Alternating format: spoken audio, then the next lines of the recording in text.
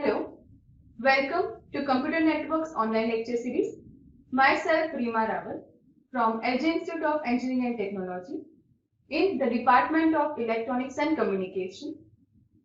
Today, in this session, we are going to study the unit physical layer.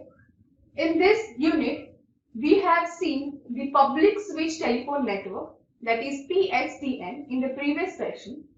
Now in this session, we are going to start the next topic, which is switching techniques. So in this session, we are going to see different switching techniques, difference between all these three switching techniques, and we will see in which cases which switching technique are used. So let's start today's session. So first of all, what is switching? So basically, switching is related to selecting a output data path. That means for the multiple paths available, which path it should select, that is something which is called as switching. So selecting a path that the data must take out of all the available options is called as switching. That means whenever any data is to be sent over the outgoing line, when there are multiple outgoing lines or multiple outgoing paths are available, from these available options, which path is to be selected using which logic is called as the switching. So there are different switching techniques or methods that we are going to see now. So let us see the switching techniques or switching methods. So basically, the switching techniques are of three types. The first one is the circuit switching. The second one is the message switching. And the third one is packet switching. So these are basically three main types of switching methods or switching techniques. The first one is circuit switching, message switching, and packet switching. Now, in circuit switching, there are again two types. The first one is space division switching, and the next one is time division switching. Now, we will see the difference between these two in detail when we will see in detail circuit switching and its types. Next is message switching. It is also type in which the message is sent to the outgoing line. Now the next is packet switching. It is again divided into two types. The first one is the datagram approach and the second one is virtual circuit approach. So in packet switching there are again two types, datagram approach and the next one is virtual circuit approach. So this is the switching techniques or methods for the selecting option from the all available options. I repeat again, switching techniques is divided into three types. The first one is circuit switching, then message switching, and the third one is packet switching. The circuit switching is divided into again two types, space division switching and time division switching. Next is packet switching, which is also divided into two types, datagram approach and virtual circuit approach. Okay, let us see each of these in detail. Before that, let me tell you once again that virtual circuit approach is again divided into two types. The first one is switch circuit or a switch virtual circuit, that is SVC, and the next one is permanent virtual circuit, that is PVC. There is also a difference between this SVC and PVC, and in which cases they are used, that also we are going to see in detail. So let us start with the first one, that is circuit switching. So circuit switching, as the name suggests, it is something related to circuit establishment. That means before sending the data from user A to user B, there is a dedicated physical path to be established between the users. That means a circuit is to be established, and after that the data is to be sent using that particular circuit or that particular path. That is called as the circuit switching. So when a dedicated path is established for data transmission between sender and receiver, it is called as circuit switching. Next is that when any network node wants to send data, whether it can be audio file, video file, text file, or any other type of information or any other type of data, a call request signal, which is called as CRS, is sent to the receiver, and it is acknowledgement or it is acknowledged back to the user to ensure the availability of dedicated path.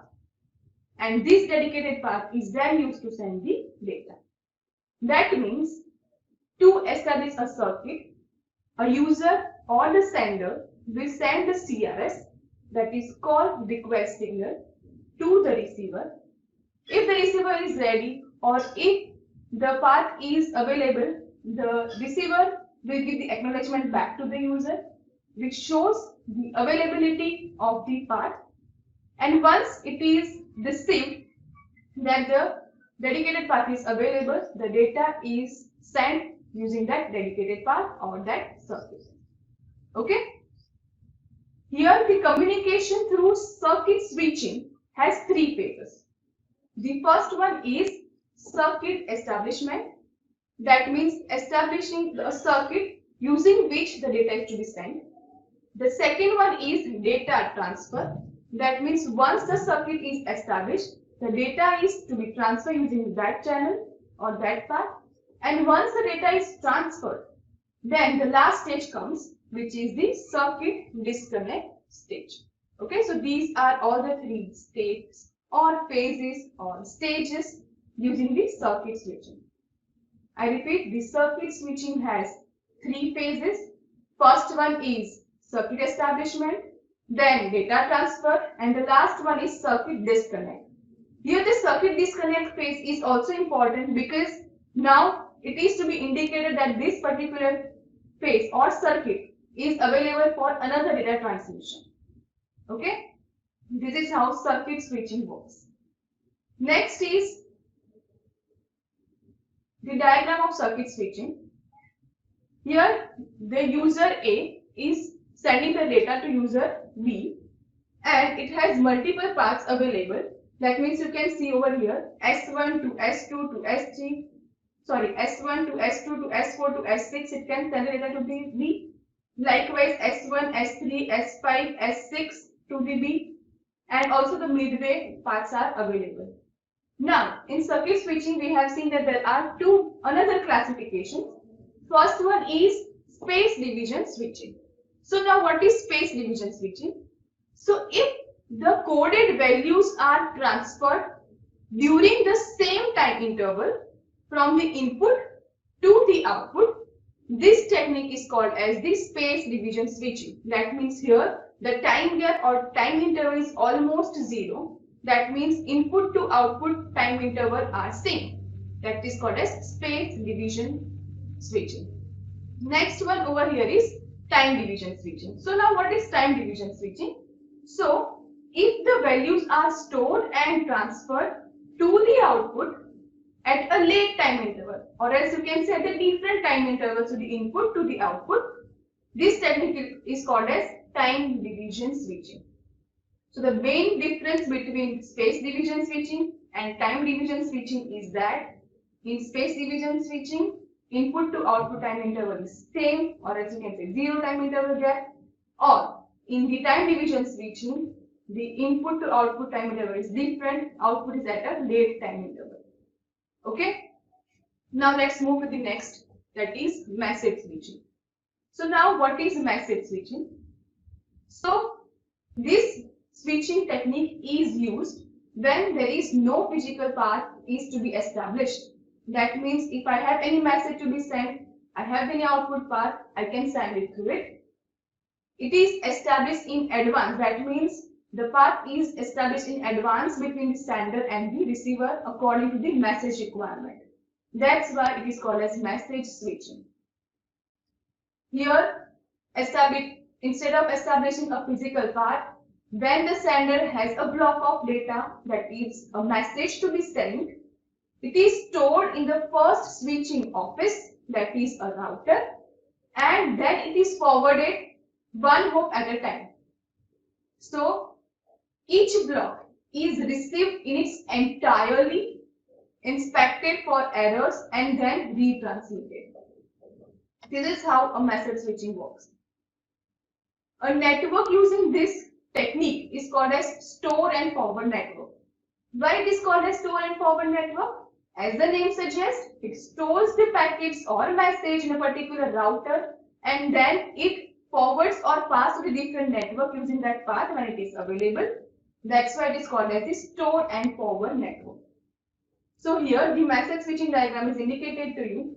Sender A is sending the message 1 to receiver B via the path indicated, and as well as message 2 is selecting another path to reach the destination B. So remember the difference between circuit switching and message switching. Here in message switching there is no physical path established prior to sending the data. Instead, here it has a block of data that is to be stored in a router and then it's forwarded later one hop at a time.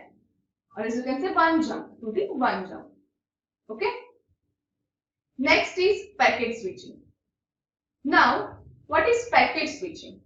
So the packet switching is a switching technique in which the message is sent in one go. But here it is divided into smaller pieces and they are sent individually.